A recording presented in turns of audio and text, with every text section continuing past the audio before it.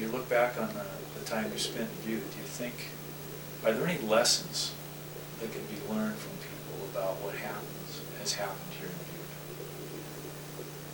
in Butte? In hindsight, there's a lot that can be learned. What comes to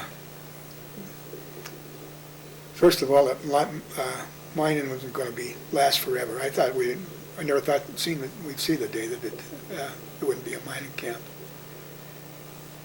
I thought that Montana Power was about as sound a company as anyone ever heard about. I mean, I worked for them for a while, and they were good to their help. There's a lot of people here that had a lot of stock in the power company, and it paid dividends every year. The power was reasonable. They had their own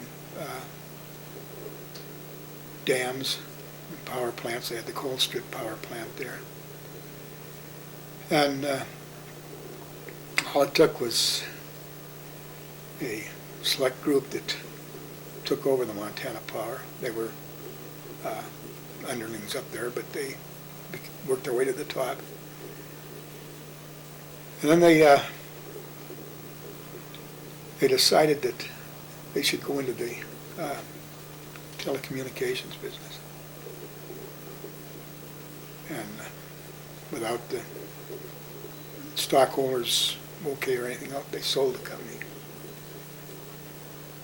And they started up the, everybody went to work for telecommunications. I can't think of the name of it now. But they went broke. And a lot of people got stung. I worked with a guy out there at the Carousel that told me that, I don't know, when when the dividends from the Anaconda Company were $65, he says he was worth $1 million. From the Montana Power Company? Montana Power. And after they went broke, he got a couple $1,000s out. So it's ruined a lot of people's lives, and it's all because of a few. The power back deregulation, and that was the start of all of our troubles. I mean, my power bill I think now is about $140 a month, and at that. When this thing all started, I was probably paying $60 or something like that. It looks like it's going to go on forever. It's going to just keep going up.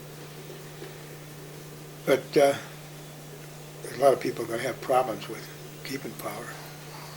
But it's the people that got hurt, that lost their jobs, it shouldn't have happened.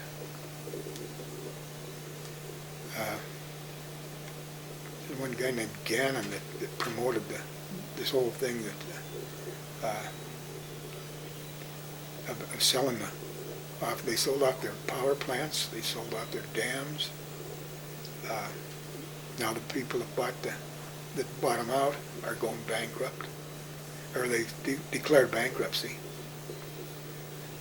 And it turned the whole town upside down. So you think that's one of the really big lessons to learn from Butte, what happened to Butte? You bet. What else over the years comes to mind that can be learned from here? Not, like I say, I've led a very boring life. There's not a lot that, it's a lot has happened. The transition from the county and the city into one government, and like I say, as far as I can see now, it was a good thing to happen. It had to happen. Otherwise, the city would have gone bankrupt.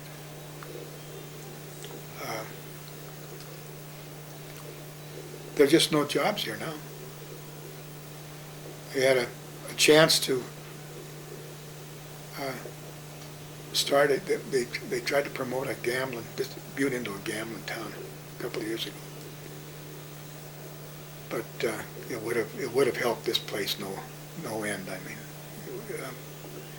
but the legislature beat it down. They wouldn't allow gambling in the state. So They'll try again, I guess, but I don't have too much hope that it's going to go through. Well, what do you think the future of the town is? It's bad, as far as I can see. It's, there is no future for this town.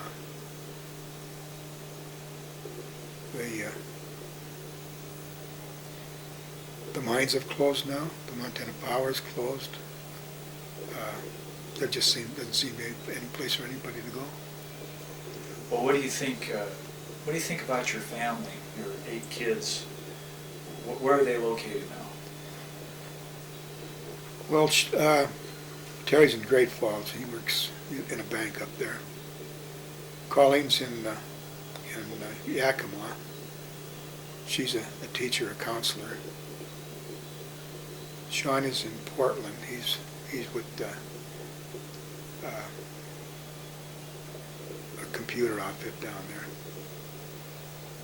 Kevin's in Spokane. He's an airplane mechanic.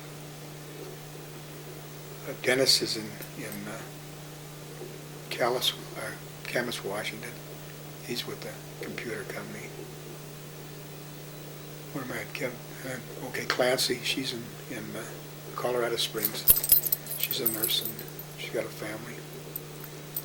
Pat is still in Butte. He's the only one that's left in Butte. And he works for a Hollow Construction Company. Brian is in Bozeman. He's a plumber. So they've all done pretty good. But, that looks like that computer business is about ready to go down again. So I don't know where it's going to leave those 2 kids that are working in that. Well, where do you think this next generation, what should they be doing next? I mean, they're scattered all over the place. I wouldn't have any suggestion for They them. just take a route and do their own thing like you did here. Right. But you and your brothers kind of scattered just here in Butte in a way. Yeah, we did. You had your own space and your own life. Mm-hmm. Did okay. Oh yeah, we get along great. Okay. And of all the kids that you've got, are any of them interested in music or poetry? Dan is interested in music. I was, of course, interested in music. But I don't think any of the others are. Colleen, she taught piano for a while. But the rest of them didn't seem to take to it.